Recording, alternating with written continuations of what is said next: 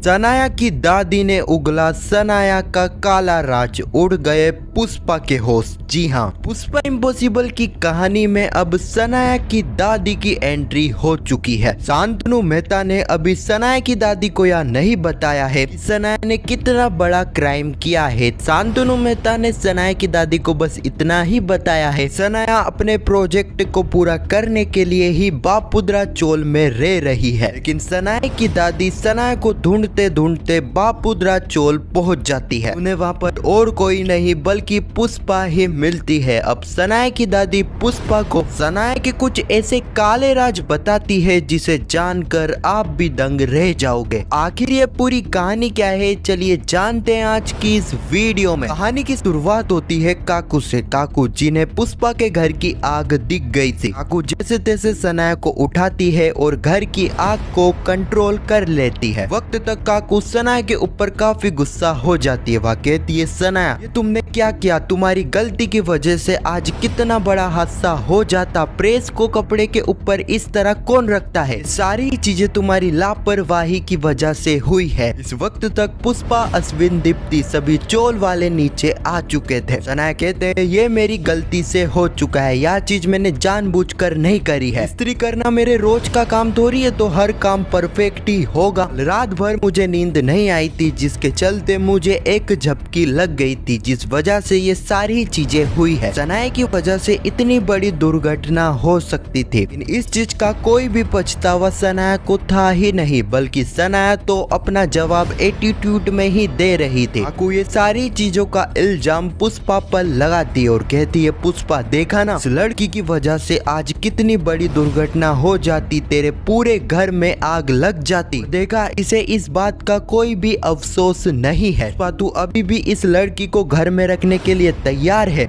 जल्द से जल्द तुझे इस लड़की का कुछ करना होगा। अगले ही पल हम चिराग को देखते हैं, जिसे इस बात पर यकीन हो ही नहीं रहा था कि तेजस्वी मैम ने उसे पुलिस में आने के लिए मंजूरी दे दी है। तेजस्वी मैम कहती है, चिराग मुझे एसपी संदीप ने तुम्हारी बहादुरी के बारे में बताया, किस तरह तुमने उन चोरों को पकड़वाने में अपनी बुद्धि की मदद से पुलिस की मदद करी। तुम्हारी इस बुद्धिमानी और बहादुरी को देखते हुए तुम प्रार्थना के हस्बैंड हो और स्पोर्ट्स कोटे के द्वारा तुम्हें पुलिस में आने की अनुमति मिल चुकी है, लेकिन तुम्हें पहले कांस्टेबल के रूप में अपना काम करना होगा। अगर अपनी बहादुरी और इसी ईमानदारी के चलते तुम आगे भी जा सकते हो, आगे पद तक। चिराग कहता है, मैम आपने मेरे लिए इतना कर दिया, वही मेरे लिए बहुत है। तेजस्वी मैम, अब मैं अपने लगन और मेहनत से एसपी के पद तक जाना चाहता हूँ। पन्नू के उन सारे ही सपने को पूरा करना चाहता हूँ जो कि पन्नू एसपी होते हुए नहीं कर पाई थी। अगले ही पल हम देखते हैं चिराग, जो कि अपनी ट्रेनिंग के लिए रेडी हो चुका था। चिराग बापुद्रा और सुशीला का भी आशीर्वाद लेता है, लेकिन चिराग आशीर्वाद लेने के लिए पुष्पा के पास नहीं जाता है, क्योंकि चिराग कहता है कि मैं माँ से नाराज नहीं बल्कि गुस्सा भी हूँ। जिस लड़की ने मुझसे मेरी पन्नू को छीना, उसी लड़की को माँ ने अपने घर में जगह दी है। इस चीज के लिए मैं माँ को कभी भी माफ नहीं करूंगा। इस चीज से आप अंदाजा लगा सकते हो कि चिराग और पुष्पा का रिश्ता कितना हद तक गिर चुका है। अगले ही पल हम सनाया को देखते हैं। सनाया जो कि शांतनु मेहता को कॉल कर रही थी, लेकिन शांतनु मेहता का फोन नहीं लग रहा था, इसलिए सनाया शांतनु मेहता के मैनेजर को कॉल करती है और शांतनु मेहता के बारे में पूछती है। शांतनु मेहता का मैनेजर बताता है, सनाया मैम बॉस तो आपके दोस्त के फैशन शो में गए हैं। सुनते ही सनाया के होश उड़ जाता है, क्योंकि हर बार रोनी सनाया को अपने फैशन शो में बुलाता है, लेकिन इस बार रोनी ने सनाया को खबर ही नहीं करी थी। सनाया ठान लेती है कि इस चीज का बदला वह रोनी से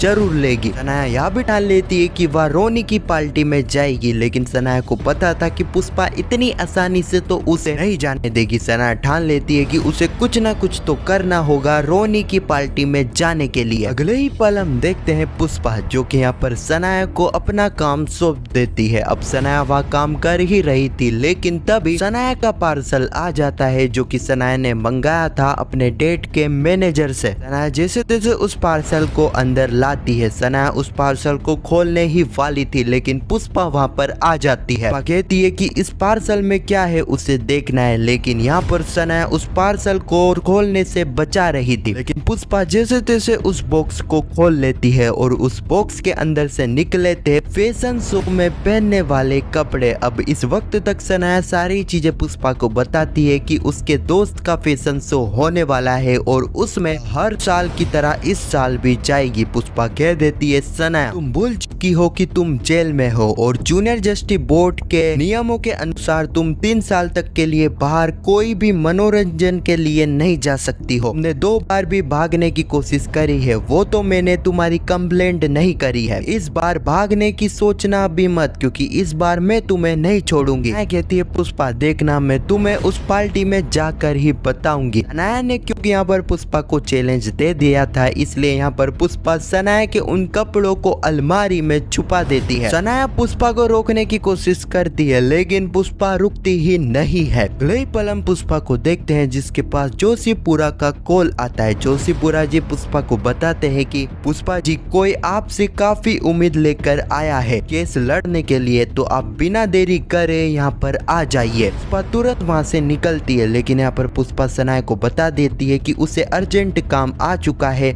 इसलिए वह जा रही है, लेकिन तुम्हें अपना सारा ही काम करना होगा। सनाया तो इसी चीज का इंतजार कर रही थी। यहाँ पर हम देखते हैं सनाया जो कि तुरंत घर के अंदर जाती है और सनाया ने पहले से ही फैशन शो में पहनने के लिए कपड़े मंगा लिए थे जो कि सनाया ने छुपा कर रखे थे पुष्पा के डर से। सनाया उन कपड़े को पहन लेती है और सनाया फैशन शो में जाने के लिए पूरी तैयारी कर लेती है। सनाया फैशन शो के लिए निकल ही रही थी, लेकिन सनाया के सामने आ जाता है चिराग और इसी सीन के साथ यह एपिसोड यहीं पर समाप्त हो जाता है। आने वाले एपिसोड में हम देखेंगे कि यहाँ पर सनाया खुद चिराग को चैलेंज देगी कि वह अपनी माँ को बता दे कि वह फैशन शो में जा रही है, ना कहकर सनाया वहाँ से निकल जाएगी। अब यहाँ पर हम देखेंगे कि पुष्पा जैसे ही घर पर आएगी, पुष्पा को जैसे ही पता चलेगा कि सनाया चकमा देकर फैशन शो में जाने के लिए निकल चुकी है, पुष्पा भी निकलने वाली होती है, लेकिन तभी वहाँ पर सनाया की दादी आ जाती है। अंतनु मेहता ने सनाया की दादी को यह बताया है कि सनाया तो बापुद्रा चोल में प्रोजेक्ट के लिए रह रही है। पर हम देखने वाले हैं कि सनाया की दादी जो कि सनाया का एक काफी बड़ा राज खोलेगी, बताएगी कि सनाया का असली नाम सनाया है ही नहीं, बल्कि सनाया का असली नाम पुष्पा है। जी हाँ, सनाया का असली नाम पुष्पा है। सनाया नाम तो सनाया ने ही रखा था क्योंकि उसे पुष्पा नाम पुराना टाइप लगता है, शायद इसी वजह से यहाँ पर सनाया पुष्पा से इतना नफरत करती है। यहाँ पर हम देखेंगे कि पुष्पा जो कि सनाया की दादी के साथ उस पार्टी में पहुंच जाएगी। उस पार्टी में पहले यहाँ पर सनाया पहुंच चुकी होगी। सनाया जो कि यहाँ पर पार्टी में बदला लेने के लिए ही गई थी। कहानी यहाँ पर खत्म नहीं होगी। दूसरे ही तरफ हम देखेंगे कि जूनियर जस्टिस बोर्ड वाले जो कि बापुद्रा चोल में आ जाएंगे। सनाया के बारे में पूछेंगे, उनकी मुलाकात होगी बापुद्रा से। बापुद्रा जो कि सारी चीजें बता देगा कि सनाया और पुष्पा कहाँ गई है। जूनियर जस्टिस बोर्ड वाले भी उस फैशन शो में पहुंच जाएंगे जहां पर उन्हें सनाया और पुष्पा मिलेगी। हाँ, तो यही कुछ कहानी है जो कि आने वाले एपिसोड में हमें देखने को मिलेगी। खैर, आपको यह वीडियो कैसी लगी कमेंट में जरूर बताना और पुष्पा इम्पॉसिबल के आने वाले एपिसोड की ऐसी वीडियो के लिए चैनल को सब्सक्राइब अवश्य करना। जब तक के लिए धन्यवाद।